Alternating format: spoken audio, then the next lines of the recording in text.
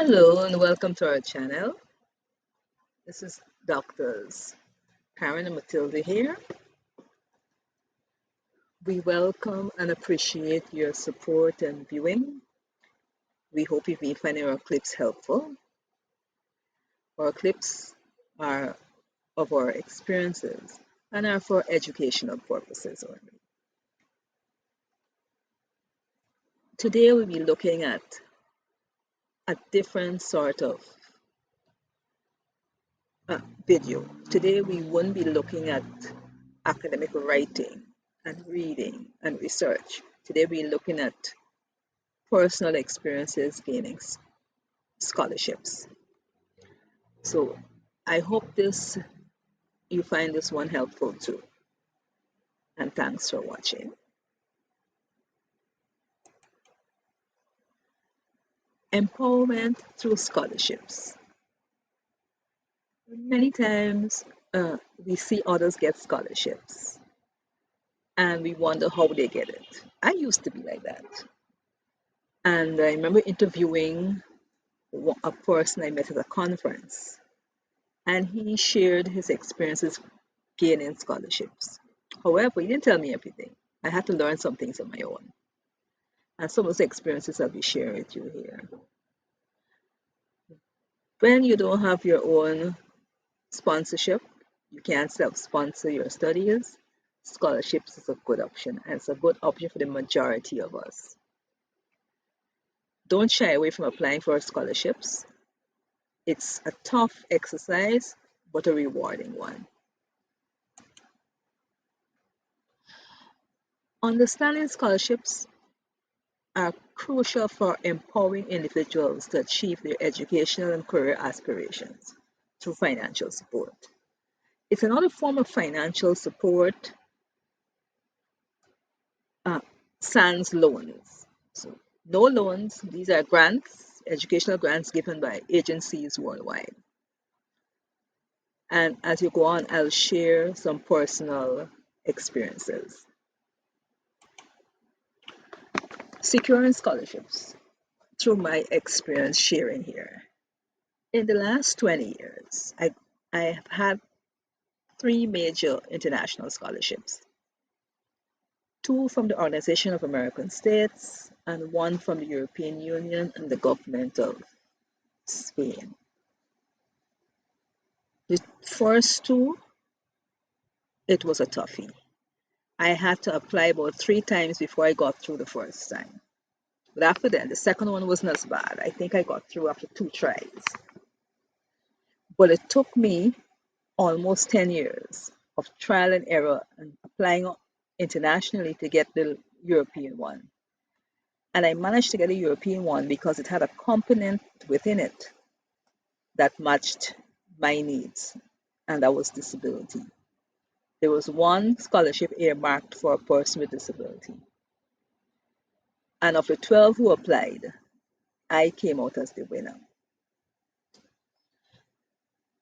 And Dr. Matilda could tell you she had her experiences, and that persistence pays off.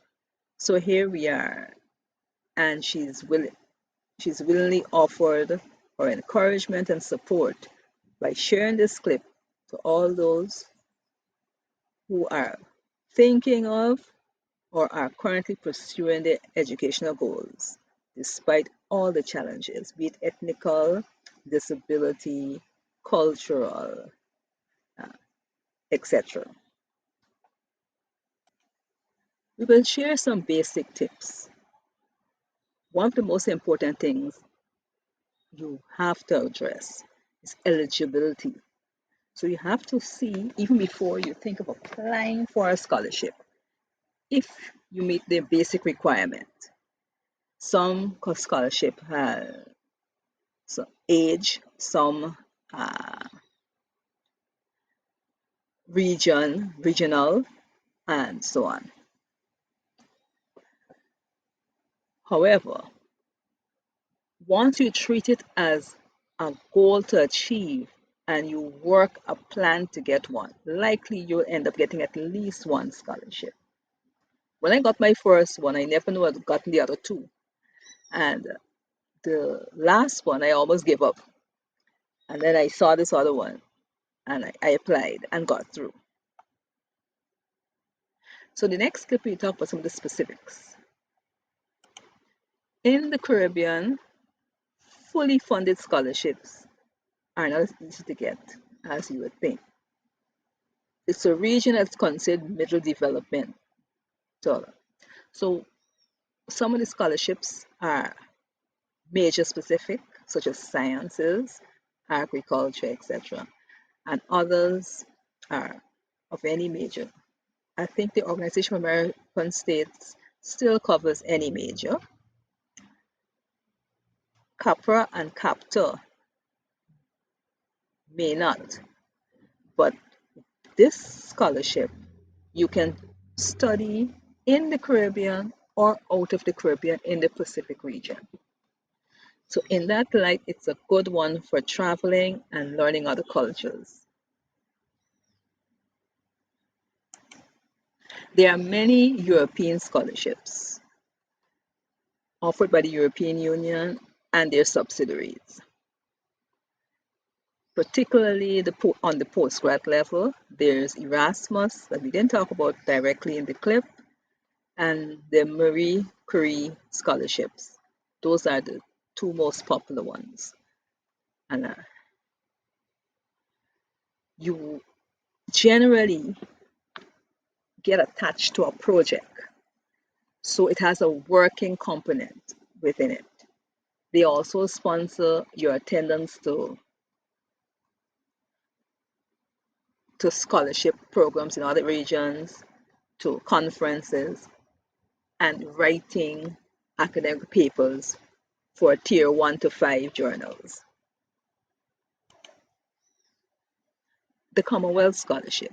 The Commonwealth Scholarship, it has an age limit, but generally it's for mostly former British colonial colonies, you know? And I don't think they fund much undergrad programs. They do fund a lot of postgrad programs.